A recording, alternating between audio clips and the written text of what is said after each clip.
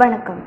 நீங்கள் இணைந்திருப்பது தீபம் தொலைக்காட்சியின் இரவு நேர பிரதான செய்திகளோடு இணைந்திருக்கும் நான் மெஜிக்கோரே வைகுந்தராசா. விரிவான செய்திகளுக்குள் செல்வதற்கு முன்பதாக முதலில் தலைப்பு செய்திகள்.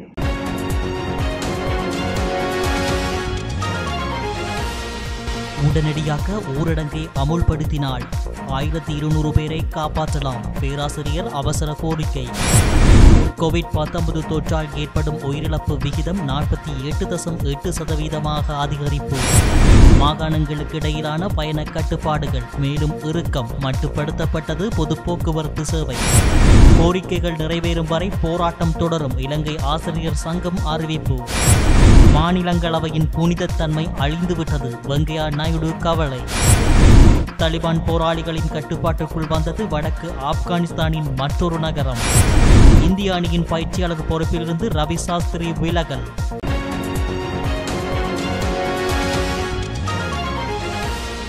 ஊரடங்கு சட்டம் உடனடியாக அமுல்படுத்தப்பட்டால் சுமார் 1200 மரணங்களை தவிர்க்க முடியும் என ரஜரட்ட பல்கலைக்கழகத்தின் பேராசிரியர் சுனேத் அகம்படி தெரிவித்துள்ளார். ஊரடங்கு சட்டத்தை அமுல்படுத்தினால் எதிர்வரும் 20 நாட்களில் ஏற்படக்கூடிய 1200 மரணங்களை தவிர்க்க முடியும் என அவர் குறிப்பிட்டுள்ளார்.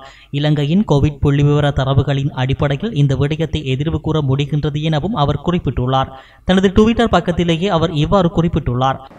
கோவிட்-19 தொற்றால் ஏற்படும் உயிரிழப்பு விகிதம் 48% அதிகரித்துள்ளதாக கோவிட் நோய் கட்டுப்பாட்டு அலுவல்கள் ராஜாங்க அமைச்சர் சுதாஷினி பெர்னாண்டோ புல்லே தெரிவித்துள்ளார். கம்பகா மாவட்டத்தில் இடம்பெற்ற கோவிட்-19 பரவலை தடுப்பதற்கான குழு கூட்டத்தில் கலந்து கொண்டு உரையாற்றும் போதே அவர் இதனை தெரிவித்துள்ளார். அவர் மேலும் தெரிவிக்கையில், தற்போது நாடு ஆபத்தில் உள்ளது. அத்தியாவசிய சேவைகளை தவிர பொதுமக்கள் வீட்டை விட்டு வெளியேறுவதை தவிர்த்துக் கொள்ளுங்கள். இலங்கையில் பதிவாகும் கொரோனா தொற்றாளர்களின் எண்ணிக்கை விகிதம் 30% அதிகரித்துள்ளது. இறப்பு விகிதம் 48.8% உயர்வடைந்துள்ளது. கோவிட்-19க்கு ஒரே தீர்வு நோய் பரவாமல் தடுப்பதே. இந்த மாதம் மிகவும் ஆபத்தானது. எனவே வீட்டிலேயே இருங்கள். சுகாதார அமைச்சினால் பிறப்பிக்கப்பட்ட வழிகாட்டல்களை கடைபிடியுங்கள். உங்களை பாதுகாக்க கற்றுக்கொள்ளுங்கள். தேவையற்ற பயணங்களை நிறுத்துங்கள். தேவையற்ற நிகழ்வுகளை நிறுத்துங்கள். அனாவசியமாக உறவினர்களை சந்திப்பதை நிறுத்துங்கள் என குறித்த நிகழ்வில் கலந்து கொண்டு உரையாற்றும் போது அவர் வலியுறுத்தியுள்ளார். மாகாணங்களுக்கு இடையிலான பயண கட்டுப்பாடுகள் மேலும் இறுக்கமாக்கப்பட்டுள்ள நிலையில் பொது போக்குவரத்து சேவைகள் மட்டுப்படுத்தப்பட்டுள்ளன. இதற்கமைய தனியார் துறை பேருந்துகள் அத்தியாவசிய தேவைகளுக்காக மாத்திரம் மாகாணங்களுக்கு இடையில் முன்னெடுக்கப்படுகின்றன. அத்துடன் மாகாணங்களுக்கு இடையிலான பேருந்து சேவைகள் 40% வரையில் குறைக்கப்பட்டுள்ளன. இதே நேரம் இலங்கை போக்குவரத்து சபையின் பேருந்து சேவைகளும் அத்தியாவசிய சேவைகளுக்காக மாத்திரம் மட்டுப்படுத்தப்பட்டுள்ளதாக அதன் தலைவர் கிங்ஸ்லி ரணவக்க தெரிவித்துள்ளார். இதே நேரம் கடமைகளுக்காக செல்பவர்கள் மாத்திரம் மாகாணங்களுக்கு இடையிலான தொடருந்து சேவைகளில் பயணிக்க முடியும் என தொடருந்து திணைக்கள பொது முகாமையாளர் தம்மிக்க ஜெயசுந்தர தெரிவித்துள்ளார். அத்துடன் சுகாதார அதிகாரிகள் எந்த தடையும் விதிக்காததால் பொது போக்குவரத்து சேவைகள் வளமை போல் செயல்படும் என போக்குவரத்து ராஜாங்க அமைச்சர் திலும் அமுனுகம தெரிவித்துள்ளார். ஊடகங்களிடம் பேசிய ராஜாங்க அமைச்சர், பொது போக்குவரத்து சேவைகளை மட்டுப்படுத்த சுகாதார அதிகாரிகள் இதுவரை தங்களுக்கு அறிவுறுத்தவில்லை என்றும் தெரிவித்துள்ளார். இந்நிலையில் இராணுவ தளபதி ஜெனரல் சவேந்திர சில்வாவின் ஆலோசனையின்படி இந்த வாரத்திலிருந்து மாகாணங்களுக்கு இடையேயான பேருந்துகள் மற்றும் ரயில்களின் சோதனைகள் அதிகரிக்கப்படும் என்றும் திலும் அமுனுகம தெரிவித்துள்ளார். அதிபர் ஆசிரியர்களால் முன்வைக்கப்பட்ட கோரிக்கைகளை அரசாங்கம் நிறைவேற்றும் வரையில் தொழிற்சங்க போராட்டத்தை தொடர்ந்தும் நடத்துவோம் என இலங்கை ஆசிரியர் சங்கத்தின் பொதுச் செயலாளர் ஜோசப் ஸ்டாலின் தெரிவித்துள்ளார். இது தொடர்பில் அவர் மேலும் தெரிவிக்கையில், எமது தொழிற்சங்க போராட்டத்தை ஆரம்பித்து இன்றுடன் 30 நாளாகின்றது. அதிபர் ஆசிரியர்களுக்கான சம்பள அதிகரிப்பு உள்ளிட்ட பல்வேறு கோரிக்கைகளை அரசாங்கம் நிறைவேற்றும் வரையில் தொழிற்சங்க போராட்டத்தை தொடர்ந்து நடத்துவோம். இதன்படி மாணவர்களுக்கு ஆன்லைன் மூலமாக கல்வி கற்பித்தல், காப்போதா சாதாரணதர செயல்முறை பரீட்சைக்கு பங்கேற்பது ஆகியவற்றிலிருந்து விலகியுள்ளோம்.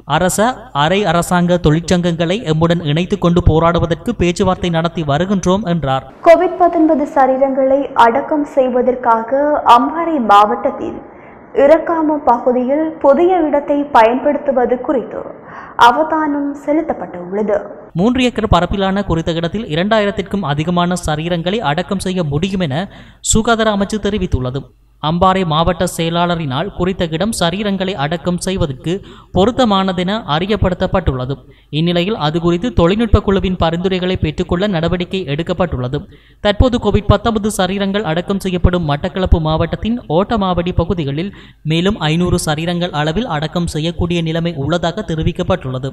இந்நிலையில் கோவிட்-19 சரீரங்களை அடக்கம் செய்வதற்காக இறக்காமம் பகுதியில் புதிய இடத்தை பயன்படுத்துவது குறித்து அவதானம் செலுத்தப்படுகிறது.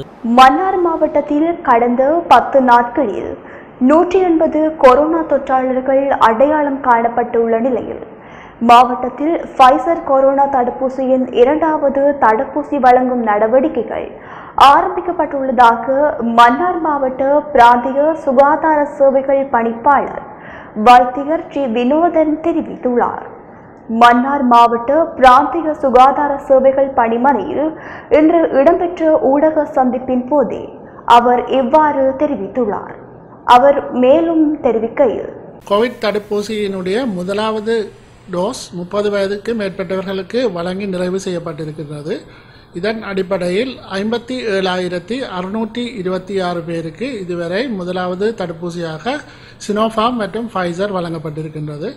இதேவேளை நேற்று முன்தினம் முதல் 2வது தடுப்பூசி வழங்கும் நடவடிக்கைகள் ஆரம்பிக்கப்பட்டிருக்கின்றது.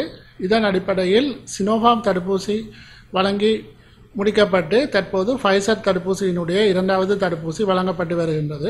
நேற்று மாலை வரை சுமார் 7,000 வரையானவர்களுக்கு 2வது தடுப்பூசி வழங்கப்பட்டிருக்கின்றது. இதேவேளை சினோஃபார்ம் தடுப்பூசியினுடைய 2வது டோஸை பெற்றுக்கொள்ள தவறியவர்கள் 023 222 2916 என்ற தொலைபேசி இலக்கத்தோடு காலை 9:30 முதல் மாலை 3 மணி வரை தொடர்பு கொண்டு தமது பதிவுகளை மேற்கொண்டால் இவர்களுக்கென்று விசேட தினம் ஒன்று ஒதுக்கப்பட்டு இந்த தடுப்பூசிகள் வழங்க நடவடிக்கை எடுக்கப்படும். இதேவேளை நேற்றைய தினம் 17 பேர் புதிதாக கோவிட் தொற்றோடு அடையாளம் காணப்பட்டிருக்கின்றார்கள். இவர்களில் 10 பேர் மன்னார் மாவட்ட பொது வைத்தியசாலையிலும் 7 பேர் மாந்தை வெஸ்ட் பகுதியில் செய்யப்பட்ட அன்னிஜன் பரிசோதனையிலும் அடையாளம் காணப்பட்டிருக்கிறார்கள். பருத்தித்துறை சுகாதார வைத்திய அதிகாரி பிரிவில் 2 மதுபான சாலைகள் சீல் வைக்கப்பட்டுள்ளது. வடமராட்சி பகுதியில் அதிகளவான தொற்றாளர்கள் இனங்காணப்பட்டு பல பகுதிகள் முடக்கப்பட்டும் தனிமைப்படுத்தப்பட்டும் வருகின்றன. இந்நிலையில் குறித்த மதுபான நிலையத்தில் பணிபுரிந்த ஊழியர்களுக்கு கொரோனா தொற்று உறுதியானதை தொடர்ந்து குறித்த மதுபான சாலைகள் சீல் வைக்கப்பட்டு 14 நாட்கள் தனிமைப்படுத்தப்பட்டுள்ளன.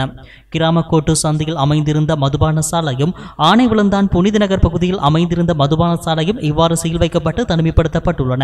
நாட்டில் நிலவும் அசாதாரண சூழ்நிலைக்கு அமைவாக தமது திணைக்களத்தின் ஊடாக சேவைகளை வழங்கும் முறை தொடர்பான அறிக்கையொன்று இலங்கை பரீட்சைகள் திணைக்களம் வெளியிட்டுள்ளது.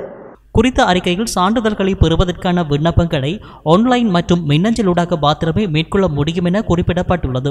மேலும் சான்றிதழ் தேவைக்கு அமைவாக வெளிநாட்டு அலுவல்கள் அமைச்சுக்கு அல்லது துரித தபால் மூலம் விண்ணப்பிக்கும் விண்ணப்பதாரரின் முகவரிக்கு அனுப்பி வைக்கப்படும். இது தொடர்பான மேலதிக தகவல்களை பரீட்சைகள் திணைக்களத்தின் உத்தியோகபூர்வ இணையதளத்திலிருந்து பெற்றுக்கொள்ள முடியும். 2001ஆம் ஆண்டு மற்றும் அதன் பின்னரான காப்போதா சாதனதர மற்றும் காப்போதா உயர்தர பரீட்சை பெறுபேற்று சான்றிதழ்களை பெறுவதற்காக 0112788137 என்ற தொலைபேசி இலக்கத்துடன் தொடர்பு கொள்ளுமாறு பரீட்சைகள் திணைக்களம் அறிவித்துள்ளது. அத்துடன் 2001ஆம் ஆண்டுக்கு முன்னரான காப்போதா சாதாரணதர மற்றும் காப்போதா உயர்தர பரீட்சை சான்றிதழ்களை பெறவும் தர்மாச்சாரியா அடிப்படை பிரிவேனா பொது தகவல் தொழில்நுட்ப பரீட்சை போன்ற சான்றிதழ் பரீட்சை தினங்களுக்காக திணைக்களத்தின் அதிகாரப்பூர்வ மின்னஞ்சலை பயன்படுத்துமாறும் மேலதிக தகவல்களுக்கு 0112278432 என்ற தொலைபேசி இலக்கத்துடன் தொடர்பு கொள்ளுமாறும் பரீட்சைகள் திணைக்களம் அறிவித்துள்ளது. உயர்தர மற்றும் சாதனதர பரீட்சைகளுக்காக மின்னஞ்சல் ஊடாக பரீட்சை எண்களை பெறுவதற்கு விண்ணப்பிப்பதற்கான தகவல்களை 0112278132 என்ற இலக்கத்தை அழைப்பதன் மூலம் பெற்றுக்கொள்ள முடியும். உயர்தர மற்றும் சாதனதர பரீட்சைகளின் பெயர் திருத்தங்களை மேற்கொள்வதற்காக 0112784537 அல்லது 0112784208 என்ற இலக்கத்திற்கு அழைக்குமாறும் பரீட்சைகள் திணைக்களம் வெளியிட்டுள்ள அறிக்கையில் குறிப்பிடப்பட்டுள்ளது. வவுனியா ஆச்சிபுரம் பகுதியில் கிணற்றில் இருந்து இளம் பெண்ணொருவர் சடலமாக மீட்கப்பட்டுள்ளார். குறித்த பெண் காணாமல் போன நிலையில் அவரது உறவினர்களால் தேடப்பட்டு வந்தார். இந்நிலையில் அருகில் உள்ள கிணற்றிலிருந்து அவரின் சடலம் கண்டெடுக்கப்பட்டுள்ளது. குறித்த சம்பவத்தில் வவுனியா ஆச்சிபுரம் பகுதியைச் சேர்ந்த 19 வயதுடைய மோகன் திலக்ஸ்னா என்ற இளம் பெண்ணே உயிரிழந்துள்ளார். இந்நிலையில் சம்பவம் தொடர்பாக வவுனியா போலீசார் மேலதிக விசாரணைகளை முன்னெடுத்து வருகின்றனர். இலங்கையில் தனியார் மருத்துவமனைகளில் மேற்கொள்ளப்படும் PCR மற்றும் ஆன்டிஜென் பரிசோதனைக்கான கட்டண விபரம் சுகாதார அமைச்சால் அறிவிக்கப்பட்டுள்ளது. குறித்த அறிவித்தலை சுகாதார அமைச்சர் பவித்ரா வன்னியாராட்சி விடுத்துள்ளார். குறித்த அறிவித்தலின் பிரகாரம் PCR பரிசோதனைக்கு அதிகபட்சமாக 6500 ரூபாவையும் ஆன்டிஜென் பரிசோதனைக்கு அதிகபட்சமாக 2000 ரூபாவையும் தனியார் மருத்துவமனைகள் அறவிட முடியும் என அவர் தெரிவித்துள்ளார். இது தொடர்பான வர்த்தமானி அறிவித்தல் நாளை வெளியிடப்படும் என அமைச்சர் மேலும் தெரிவித்துள்ளார்.